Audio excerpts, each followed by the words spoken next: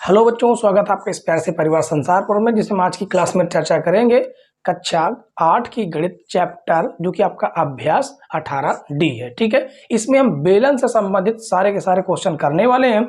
बेलन का आयतन ज्ञात करना, बेलन का वक्रपृष्ठ ज्ञात करना और बेलन की त्रिज्याएं और व्यास भी ज्ञात करना। ठीक है, तो सबसे पहले हम ये जानेंगे कि आखिर बेलन होता क्या है। बेलन एक प्रकार का ड्रम जैसे होता है। आपने ड्रम तो देखा ही है।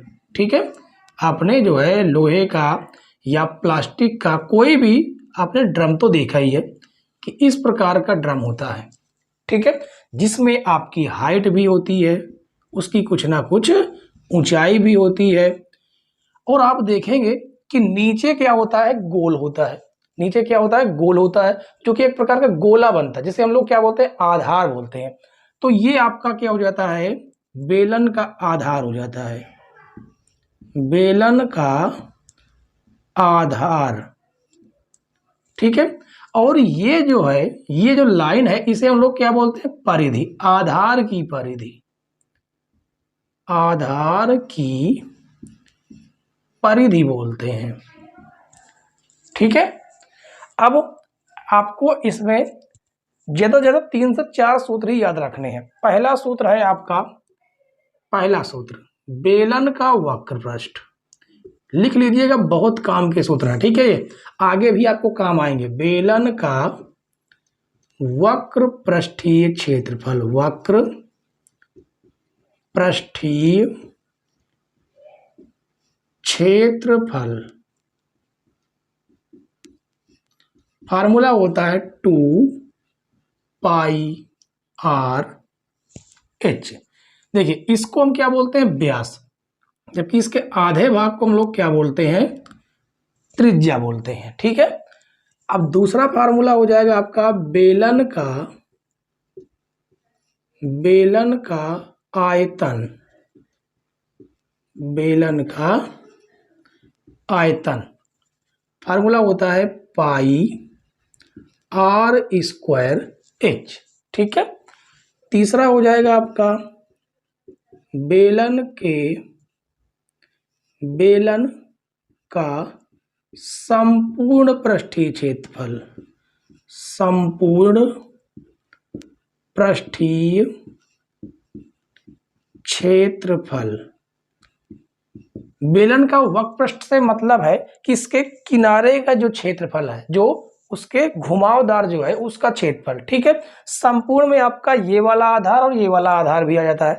तो आधार का जो क्षेत्रफल होता है ना, वो πr² होता है। तो πr² ये वाला, π² ये वाला, तो 2πrh के साथ जुड़ के उसको जब हम सॉल्व करते हैं तो आपका बनता है 2πr कोष्टक में h+r। ये फार्मूला होता है। ठीक है, और चौथा फार्मूला हो जाएगा आपका बेलन के आधार का क्षेत्रफल। बेलन के आधार का क्षेत्रफल, जो कि होता है πr²। और पांचवा हो जाएगा आपका बेलन के आधार की परिधि, जो कि होता है 2πr। ठीक है, ये मुख्य आपके 5 सूत्र हैं। इन पांचों सूत्रों से आराम से आपका काम चल जाएगा। और इतने ही फार्मूले आपको कक्षा 9 में, कक्षा 10 में भी देखने को मिलेगा। ठीक है, इनको एक बार नोट कर लीजिएगा। उसके बाद जो है हम क्या करेंगे, क्वेश्चन को सॉल्व करेंगे। ठीक है, तो चलिए, इसकी आप लोग चाहे स्क्रीनशॉट ले लीजिए, चाहे इसको नोट कर लीजिए। चलिए, अब हम प्रश्न को हल करते हैं। ठीक है, इसमें लिखा गया कि एक लंबवृत्तीय बेलन के आधार का क्षेत्रफल 100 वर्ग सेंटीमीटर है। यदि बेलन की ऊंचाई 10 सेंटीमीटर है तो उसका आयतन ज्ञात कीजिए। तो यहां पर हमें इसकी हाइट दे दी गई है, बेलन की ऊंचाई दे दिया है कितनी, 10 सेंटीमीटर। ठीक है, और दिया गया है बेलन के आधार का क्षेत्रफल। बेलन के आधार का क्षेत्रफल कितना दिया गया है, 100 सेंटीमीटर स्क्वायर। अब बेलन के आधार का क्षेत्रफल अभी हमने आपको फार्मूला लिखाया है पाई आर स्क्वायर, और ये आपका कितना है 100 सेंटीमीटर स्क्वायर। ठीक है, बेलन के आधार का क्षेत्रफल कितना होता है पाई आर स्क्वायर, बराबर में कितना है आपका 100 है। ठीक है, तो चलिए अब इसके बाद हमें क्या करना है, हमें निकालना है क्या आयतन। ठीक है, तो इतना इसको रहने दीजिए, इसको इतना ही रहने दीजिएगा। अब लिखेंगे हम बेलन का आयतन, बेलन का आयतन जो हमसे पूछा गया है, यही पूछा गया है, उसका आयतन याद कीजिए। तो बेलन का आयतन होता है formula pi R square H, जिसमें पाई आर स्क्वायर की वैल्यू आपको कितनी दी गई है 100 दी गई है, और हाइट आपकी 10 है। तो ये हो जाएगा आपका 1000 सेंटीमीटर क्यूब। आयतन, आयतन का जो मात्रक होता है वो हमेशा किसमें है, घन में होता है, और क्षेत्रफल का हमेशा स्क्वायर में होता है। ठीक है, तो यही आपका क्या हो जाएगा, आंसर हो जाएगा। तो उम्मीद है बच्चों कि पहला क्वेश्चन तो आपको बेहतरीन तरीके समझ में आ गया होगा, सारे सूत्र आप याद कर लीजिएगा। ठीक है, चलिए क्वेश्चन नंबर 1 के बाद हम लोग सॉल्व करेंगे क्वेश्चन नंबर 2। प्रश्न नंबर 2 देखिए बच्चों, प्रश्न नंबर 2 में कहा गया कि एक वर्गाकार कागज जिसकी भुजा 25 सेंटीमीटर है, उसको मोड़कर एक बेलन बनाया जाता है, बने बेलन का वक्र पृष्ठ ज्ञात कीजिए। ठीक है, तो आपको फार्मूले तो पता चल ही चुके हैं। ठीक है, तो इसमें क्या कहा गया है कि एक वर्गाकार कागज है, तो मान लीजिए ये आपका एक वर्गाकार कागज है। ठीक है, वर्ग का मतलब होता है जिसकी चारों भुजाएं क्या होती हैं, बराबर होती हैं। अब ये वर्गाकार कागज था, कहा गया जिसकी भुजा 25 सेंटीमीटर। अब ये मान लेते हैं कि इसकी भुजा जो है कितनी है 25, ये भी 25, ये भी 25 है। ठीक है, उसको मोड़ कर एक बेलन बनाया जाता है। अब जैसे ही देखिए ये आपकी 25 है, अब इसको हमने इस प्रकार से मोड़ दिया। ठीक है, इस प्रकार से मोड़ के क्या बना दिया, बेलन। तो ये आपका जो है ये क्या बन गया, ये बन गया बेलन की परिधि। ठीक है, और ये आपकी कितनी है 25 सेंटीमीटर है, तो यही यहाँ पर दिया गया है। ठीक है, और कहा गया कि बने बेलन का वक्र पृष्ठ ज्ञात करना है। ठीक है, तो चलिए देखिए एक बार यहाँ पर हम फिगर भी बना देते हैं। ठीक है, ये आपका कितना है वर्गाकार बेलन, वर्गाकार क्या है कागज है जिसकी भुजा है 25 सेंटीमीटर। ठीक है, 25 ये भी है, 25 ये भी है, 25 ये भी है, 25 ये भी है। इसको मोड़ा गया और मोड़ के इतनी ऊंचाई का आपका बेलन बन जाएगा। ये क्या बन गया, बेलन बन गया। ऊंचाई अभी भी इसकी जो ऊंचाई है h, वो कितनी है 25 सेंटीमीटर, और ये जो आपकी परिधि बन गई, परिधि, ठीक है, जो आपकी परिधि बन गई वो भी आपकी कितनी है 25 सेंटीमीटर है। ठीक है, तो चलिए यहाँ पर हम लिख देते हैं कि भुजा बराबर जो हमें दिया गया है, भुजा बराबर 25 सेंटीमीटर, और जो भुजा है वही बेलन की ऊंचाई बन गई। बेलन की ऊंचाई, हाइट, ठीक है, कितनी 25 सेंटीमीटर, और क्या हो गया बेलन के आधार की परिधि, बेलन के आधार की जो परिधि है वो भी कितनी है 25 सेंटीमीटर है। ठीक है, अब बेलन के आधार की परिधि का फार्मूला होता है 2 पाई आर, जो कि कितना है 25 है। ठीक है, हम यहां से आर की वैल्यू निकाल लेते हैं बस। तो यहां से आर बराबर आ जाएगा 25/2 पाई, या फिर क्या निकल के आ गई, त्रिज्या निकल आई। और हमसे पूछा क्या गया बेलन का वक्र पृष्ठ, तो बेलन के वक्र पृष्ठ का फार्मूला लगा देना है। बेलन का वक्र पृष्ठ,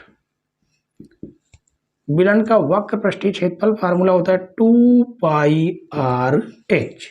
ठीक है, तो 2 पाई तो आपका ये रहा, आर की वैल्यू ये रही आपकी 25/2 पाई, और एच की वैल्यू ऊंचाई कितनी है 25 है।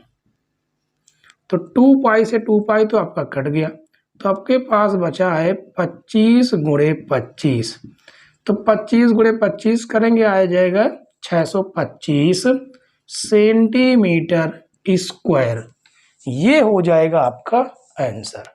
तो बताइए क्वेश्चन नंबर 2 में कहीं पर कोई डाउट, कोई समस्या, कोई प्रॉब्लम हुई हो तो आप लोग कमेंट्स जरूर करें, ठीक है, और नहीं तो वीडियो को लाइक कर दीजिएगा। तो चलिए क्वेश्चन नंबर 2 के बाद हम लोग सॉल्व करेंगे क्वेश्चन नंबर 3। क्वेश्चन नंबर 3 देखिए बच्चों, क्वेश्चन नंबर 3 में कहा गया कि एक लंबवती बेलनाकार ड्रम का व्यास 55 सेंटीमीटर तथा लंबाई 120 सेंटीमीटर है।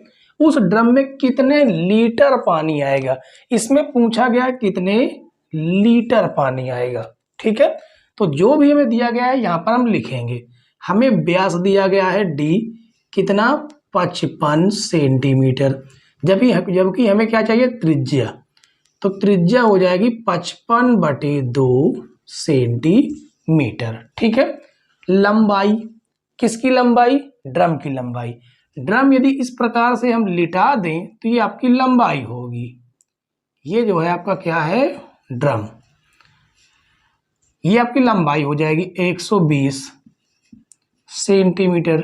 यदि इसी को हम खड़ा कर दें तो ये आपकी ऊंचाई हो जाएगी, यानी लंबाई और इसकी ऊंचाई एक ही बात है, 120 सेंटीमीटर है, ठीक है। उसके बाद और हमें क्या दिया गया है? और तो कुछ दिया नहीं गया, लेकिन एक बात यहाँ पर पूछा है कितने लीटर पानी आएगा। तो एक मीटर क्यूब बराबर क्या होता है? 1/1000 लीटर। ये आपको जरूर ध्यान देना है, ठीक है। अब चलिए इसका सबसे पहले हम आयतन निकालेंगे, किसका? ड्रम का। तो लिखेंगे बेलनाकार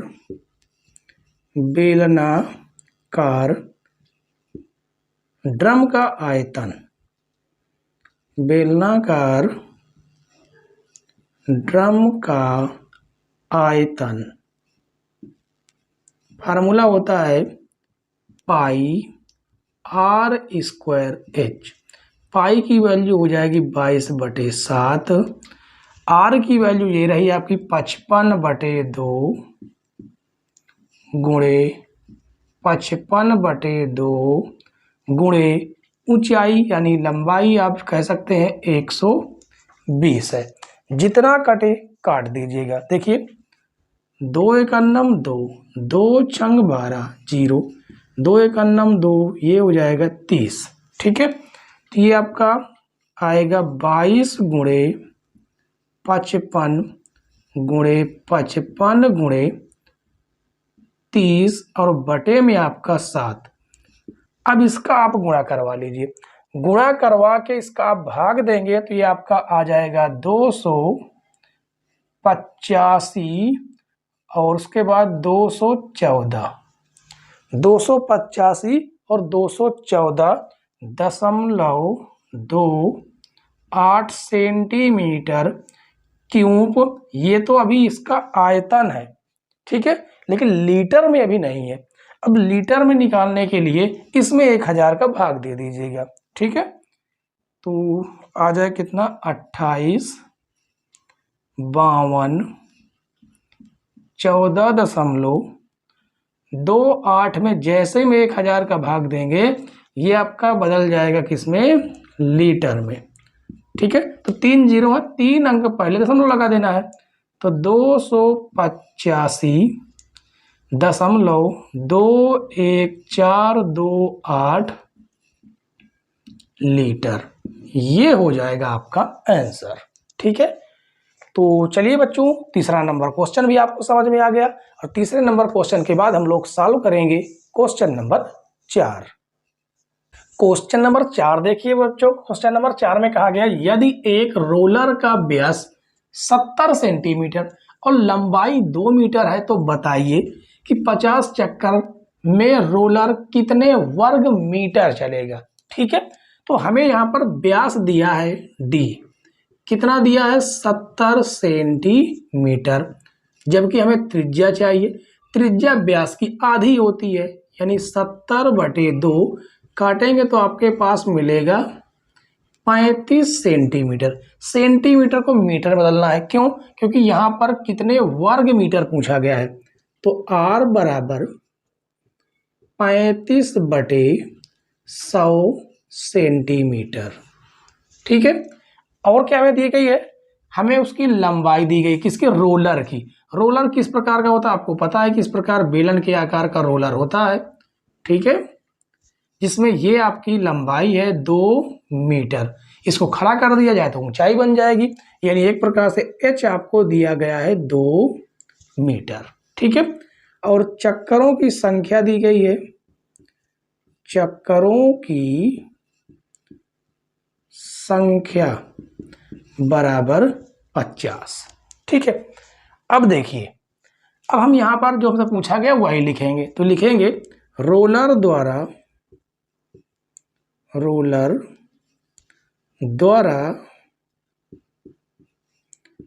50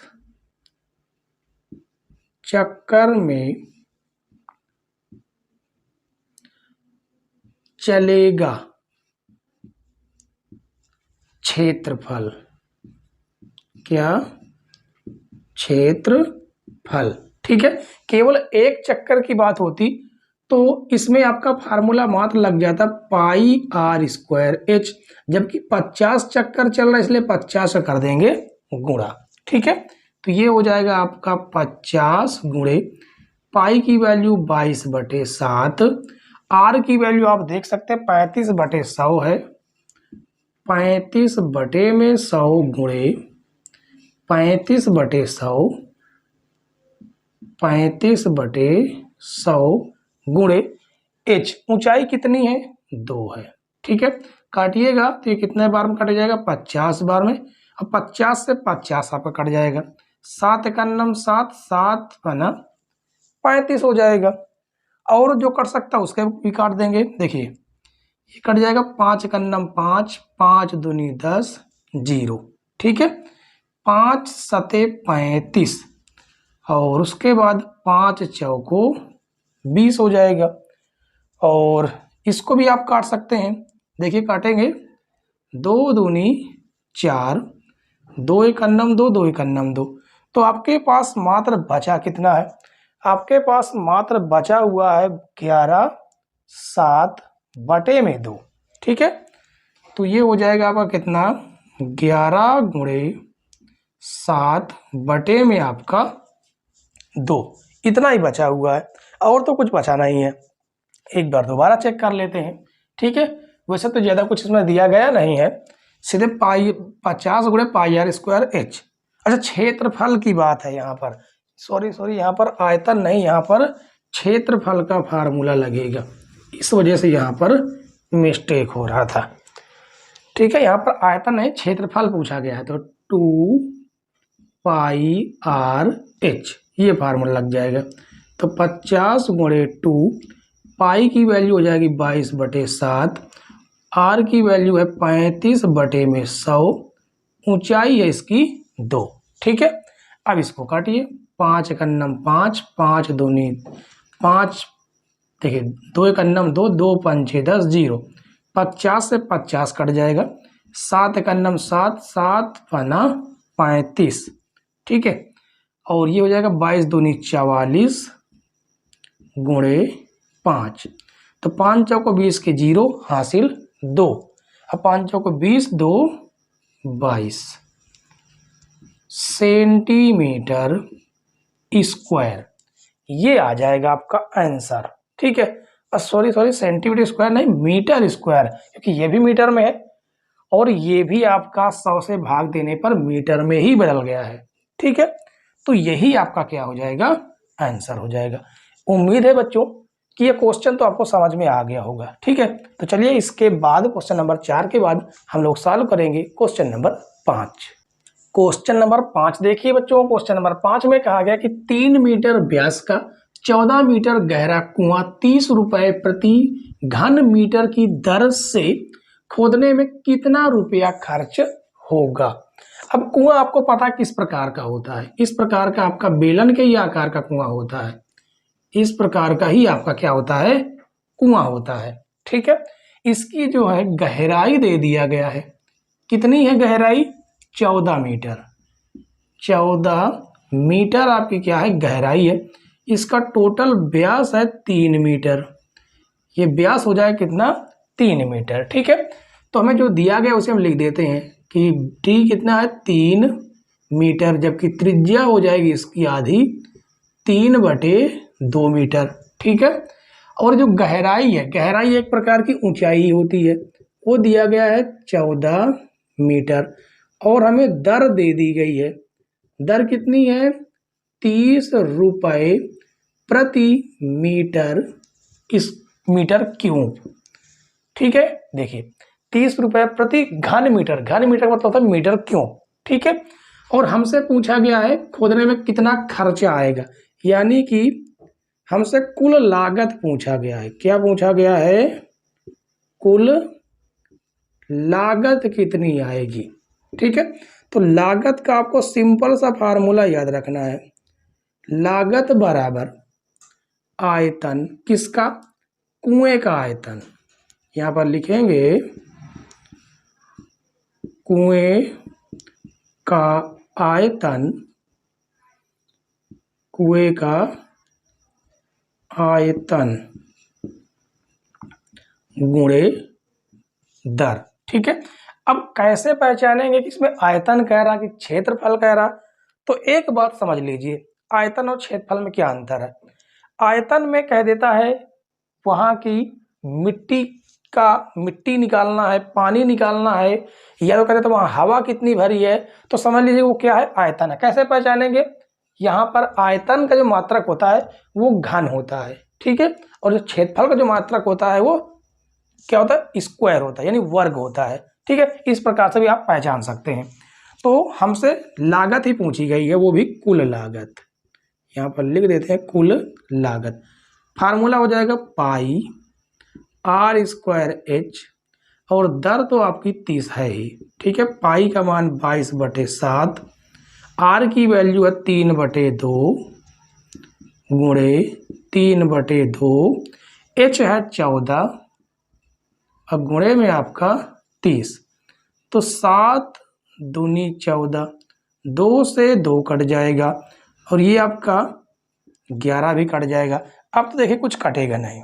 ठीक है, तो कितना हो जाएगा आपके पास, 11 तो बचा ही है। ठीक है, और कुछ तो बचना ही रहा है। ठीक है, तो 11 गुणे 3 त्रिक 9, और गुणे में आपका 30। अब इसका आप गुणा कर लीजिए, तो ये हो जाएगा 11 9 99 गुणे 30, गुणा करेंगे 3 9 27 के साथ हासिल 2। ठीक है, 3 9 27 और 2 कितना हो जाएगा, 29, और ये आपका 0। इतना रुपया इस कुएं को खोदने में खर्च होगा।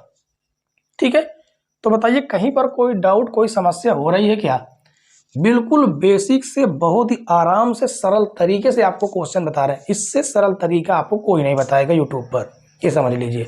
ठीक है, तो चलिए क्वेश्चन नंबर 5 के बाद हम लोग अब सॉल्व करेंगे क्वेश्चन नंबर 6। क्वेश्चन नंबर 6 देखिए बच्चों, क्वेश्चन नंबर 6 बहुत बेहतरीन क्वेश्चन है। इसमें कहा गया कि एक 11 सेंटीमीटर व्यास वाले बेलनाकार बर्तन में कुछ पानी भरा है। ठीक है, और कहा गया यदि 5.5 सेंटीमीटर भुजा का एक घनाकार ठोस पूरी तरह पानी में डुबो दिया जाए तो बर्तन में पानी की सतह कितनी ऊपर उठ जाएगी। पहले फिगर के माध्यम से आप समझिए कि ये एक बेलनाकार कोई बर्तन था। ठीक है, ये बेलनाकार एक क्या था, कोई बर्तन था, जिसे मान लेते हैं कि यहां तक पानी भरा है, यहां तक क्या भरा हुआ है, ये पानी है पूरा। ठीक है, ये पूरा जो है पानी भरा हुआ है, और एक बात ये कही गई है कि यदि 5.5 सेंटीमीटर भुजा का एक घनाकार ठोस पूरी तरह पानी में डुबो दिया जाए। अब जैसे ही एक घनाकार मतलब ऐसा घन ऐसे आकृति जिसकी चारों भुजाएं क्या होती है, बराबर होती हैं। ठीक है, तो इसमें डुबो दिया गया। जैसे इसमें इस प्रकार का घनाकार डुबोया जाएगा, ठीक है, अभी तक तो पानी आपका इतना था, जैसे घनाकार इसको हमने डुबोया, पानी इसका कुछ तो ऊपर उठेगा, उठेगा नहीं उठेगा, तो बिल्कुल उठेगा आप कहेंगे। तो पानी मान लेते हैं अब यहां तक भर गया, अब पानी यहां तक भर गया, तो इतना जो हिस्सा है ये वाला हिस्सा किस प्रकार का है, एक बेलन के आकार का होगा कि नहीं होगा, क्योंकि बर्तन ही बेलन के आकार का है। तो ये एक प्रकार का बेलन के आकार का ही पानी उठेगा कि नहीं उठेगा, आप कहेंगे सही बात है, बिल्कुल सही है, बेलन के आकार का ही पानी उठेगा। तो ये हमें ज्ञात करना है, ये इतनी जो ऊंचाई जो बढ़ी हुई है, इस ऊंचाई को ही ज्ञात करना है। ठीक है, इसका मतलब इतना आयतन और ये घन का आयतन आपस में बराबर होंगे। ठीक है, तो लिखेंगे, क्या लिखेंगे, उठे पानी का आयतन, जो हमें दिया गया पहले उसको रखते हैं। ठीक है, हमें व्यास दिया गया है, व्यास है 11 सेंटीमीटर, जबकि हमें निकालना त्रिज्या है, त्रिज्या व्यास का आधा होता है, 11/2 सेंटीमीटर। ठीक है, और उसके बाद भुजा हमें दे दी गई है, किसकी, घन की भुजा, जो कि है 5.5 सेंटीमीटर। ठीक है, तो अब लिखेंगे बेलनाकार उठे पानी का आयतन, उठे पानी का आयतन कैसा, ये जो बेलनाकार पानी जो आयतन उठा है बराबर होगा, क्या डाला गया है, एक क्या डाला गया, घनाकार ठोस। ठीक है, तो घनाकार ठोस का आयतन, ठोस का आयतन। अब फार्मूला आपको पता होना चाहिए, तो इसका तो फार्मूला हो जाता है पाई r²h, जबकि घन का आयतन होता है भुजा क्यूब। ठीक है, घन का आयतन होता है भुजा का क्यूब। तो पाई की वैल्यू रख देनी है 22/7, 22/7। आर आपका ये रहा 11/2 गुणे 11/2, एच हमें निकालना है, भुजा है 5.5 गुणे 5.5 गुणे 5.5। ठीक है, अब आगे देखिए, अब इसको हमें ज़्यादा से ज़्यादा काटना ही है। ठीक है, इन दशमलव को हटाना है तो आपको नीचे 0 बढ़ाना होगा, दशमलव हट जाएगा, 0 बढ़ाएंगे दशमलव हट जाएगा, 0 बढ़ाएंगे दशमलव हट जाएगा। ठीक है, अब आगे देखिए, अब हमें केवल h का मान निकालना है, तो h बराबर 55 गुणे 55 गुणे 55 बटे में आप गुणा कराएंगे तो ये हो जाएगा 10 गुणे 10 गुणे 10। ये आपके तीनों किस में है, भाग में, तो भाग से जाएंगे गुणे में, 7 गुणे 2 गुणे 2, और ये आपके गुणे में तो भाग में आ जाएंगे, कितना, 22 गुणे 11 गुणे 11। अब जितना कटता है काट दीजिएगा। तो देखिए सीधे सीधे काटेंगे, 11 एकन्नम 11, 11 पचे 55, 11 एकन्नम 11, 11 पचे 55, 5 एकन्नम 5, 5 दूनी 10, 5 एकन्नम 5, 5 दूनी 10, 2 से 2, 2 से 2 कट जाएगा, 11 पचे 55, 11 दूनी 22, 5 एकन्नम 5, 5 दूनी 10। कितना बचा आपके पास, ऊपर आप देख सकते हैं कि मात्र आपके पास 7 बचा है। अब बटे में 2 दूनी 4 बचा हुआ है। अब इसका भाग दे लीजिए, तो भाग देंगे तो 4 एकन्नम 4, दशमलव लगाएंगे तो 3 बढ़ा वो 30 हो जाएगा, तो 4 सते 28, अब 2 बढ़ेगा वो 20 हो जाएगा, तो 4 पंचे 20। किस में है, सेंटीमीटर में सब है, तो इसकी ऊंचाई कितनी आ गई, 1.75 सेंटीमीटर। ठीक है, तो क्वेश्चन नंबर 6 आपको समझ में आया कि नहीं आया, ये कमेंट्स में आप जरूर बताइएगा। ठीक है, तो चलिए क्वेश्चन नंबर 6 के बाद हम लोग सॉल्व करेंगे क्वेश्चन नंबर 7। क्वेश्चन नंबर 7 देखिए बच्चों, क्वेश्चन नंबर 7 में कहा गया कि एक 17 सेंटीमीटर लंबे और 7 सेंटीमीटर चौड़े आयत को चौड़ाई के परितः घुमाने पर बने बेलन का आयतन और वक्र पृष्ठ ज्ञात कीजिए। कहा गया है ये कि एक आयताकार, आयताकार किस प्रकार का होता है, इस प्रकार का आयताकार होता है, ठीक है। इसमें कहा गया है ये जो लंबाई है ना 17 सेंटीमीटर लंबे, यानी 17 सेंटीमीटर इसकी लंबाई है और इसकी चौड़ाई जो है, क्या चौड़ाई, ये 7 सेंटीमीटर है, ठीक है। कहा गया इस लंबाई इस चौड़ाई के परितः, ये जो चौड़ाई है इस चौड़ाई के परितः इसको घुमा देंगे, किसको, इसको। तो इसको जैसे देखिए, मान लीजिए ये एक प्रकार का क्या है, ये एक प्रकार का मान लीजिए ऐसा ऐसा ये कील है एक प्रकार का, मान लीजिए जिसमें ये पल्ला लगा हुआ है, इसको इस प्रकार से घुमा सकते हैं, इस प्रकार से घुमा सकते हैं, ठीक है। तो ये इधर है, अब ये घूम के उधर बन जाएगा, फिर इधर घूम आएगा, यानी ये इस प्रकार इधर भी 17 सेंटीमीटर हो जाएगा। होगा नहीं होगा तो आप कहेंगे बिल्कुल हो जाएगा, ठीक है। तो एक प्रकार का ये क्या बन गया, बेलन बन गया। किस प्रकार का, ये आधा ही है, जबकि जब इसको घुमाएंगे तो इधर आ जाएगा, फिर घुमाएंगे इधर आ जाएगा, यानी एक प्रकार समझिएगा। मान लीजिए ये है, ये आपकी इस प्रकार से, ये आपकी क्या हो गई चौड़ाई, ये लंबाई। अब ये इसको इस प्रकार से बार बार घुमा रहे हैं, बार बार घुमा रहे हैं, तो त्रिज्या तो आपकी 17 ही रहने वाली है ना, त्रिज्या 17 ही रहेगी और ऊंचाई कितनी बन जाएगी, 7 बन जाएगी। ये इस प्रकार से घूमेगा, ठीक है। अब आपको समझ में आया कि नहीं आया, अब समझ में आ गया होगा, ठीक है।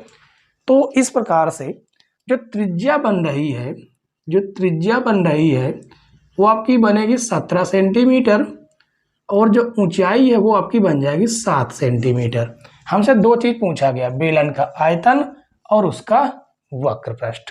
तो लिखेंगे, क्या लिखेंगे, बेलन का आयतन, बेलन का आयतन फार्मूला होता है पाई आर स्क्वायर एच, ठीक है। पाई का मान 22/7, जबकि आर की वैल्यू है आपके पास 17 × 17 गुणे में एच है आपका 7, तो 7 से 7 तो आपका कट ही जाएगा और ये आपका बचेगा 22 × 17 × 17 हो जाएगा 289। अब गुणा तो आपको आता ही है, इसका आप गुणा कर लीजिए, ठीक है। जैसे इसका आप गुणा करेंगे तो ये आपका आ जाएगा 6358 सेंटीमीटर क्यूब, क्योंकि आयतन हमेशा क्या होता है, घन में होता है, ठीक है। अब लिखेंगे बेलन का वक्र पृष्ठ, बेलन का वक्र पृष्ठ फार्मूला होता है 2πr/h। तो 2 का मान 22/7, आर की वैल्यू है 17 और उसके बाद h की वैल्यू है 7, तो 7 से 7 आपका कट जाएगा और 17 दूनी हो जाएगा 34 × 22, ठीक है।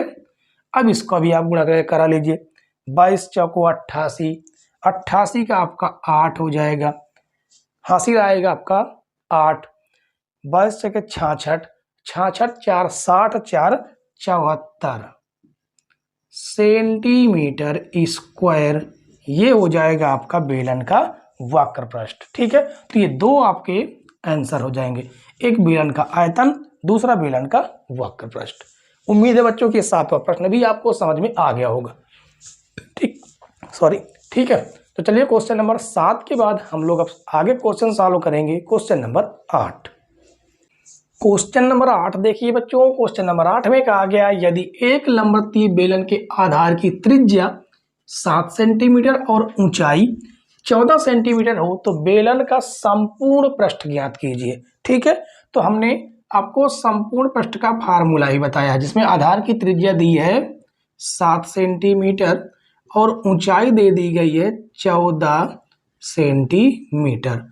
तो लिखेंगे बेलन का संपूर्ण पृष्ठीय क्षेत्रफल, बेलन का संपूर्ण पृष्ठ भी लिख सकते हैं, संपूर्ण पृष्ठीय क्षेत्रफल भी लिख सकते हैं।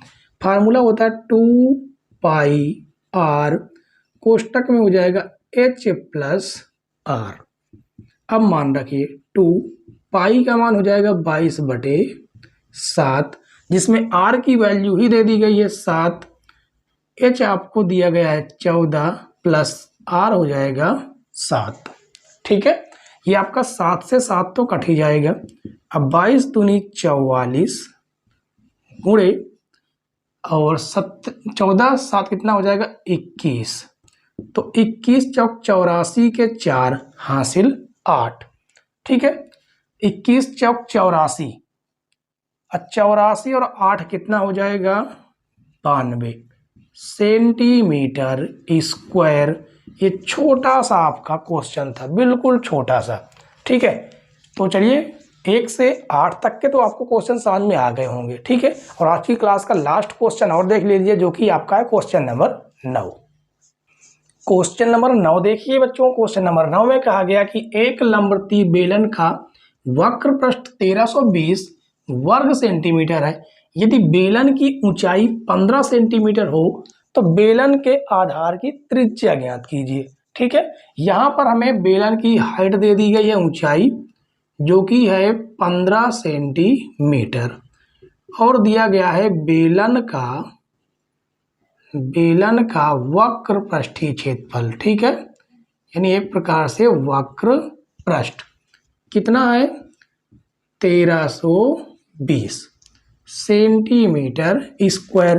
तो बेलन का वक्र पृष्ठ का फार्मूला होता है 2πr/h, तो ये हो जाएगा 1320। ठीक है, तो 2 का मान आपको रख देना है 22/7, आर हमें ज्ञात करना है, जबकि ऊंचाई हमें कितनी पता है 15, और ये हो जाएगा 1320। ठीक है, अब इसको काटना हो तो काट लीजिए, जहाँ से हमें आर की वैल्यू निकालनी है, तो ये हो जाएगा 1320 गुणे 7 बटे में आ जाएगा 2 गुणे 22 गुणे 15। ठीक है, अब इसको काट लीजिए, 2 × 2, 2 छंग 12, 1 बढ़ेगा 2 छंग 12 0, फिर 11 से काटिए, 11 दूनी 22। ठीक है, या तो सीधे 22 से काट दीजिए, 22 × 22, 22 तिको 66, 3 बार में कटेगा ये। ठीक है, 3 बार में 22 तिको 66, ये हो जाएगा 0 आपका। अब उसके बाद आर बराबर आपको कितना मिलेगा 30 गुणे 7 बटे में 15। अब 15 × 15, 15 दूनी 30, तो 2 × 7 14, आर बराबर आ जाएगा 14 सेंटीमीटर। ये हो जाएगा आपका आंसर। ठीक है, तो बताइए 1 से 9 तक में किसी भी क्वेश्चन में कोई समस्या हो तो आप उस क्वेश्चन का नंबर आपको जरूर टाइप कर देना है। ठीक है, हम प्रयास करेंगे अगले चैप्टर में उसको आपको क्लियर करवा दें। तो चलिए, आज से जो आपकी 18D है वो चैप्टर तो खत्म हो गया। ठीक है, इसके बाद अगला चैप्टर आपका आने वाला है 18E, उसको हम कल की क्लास में करवा देंगे। तो उस क्लास के वेट कीजिए, तब तक के लिए बाय बाय, टाटा।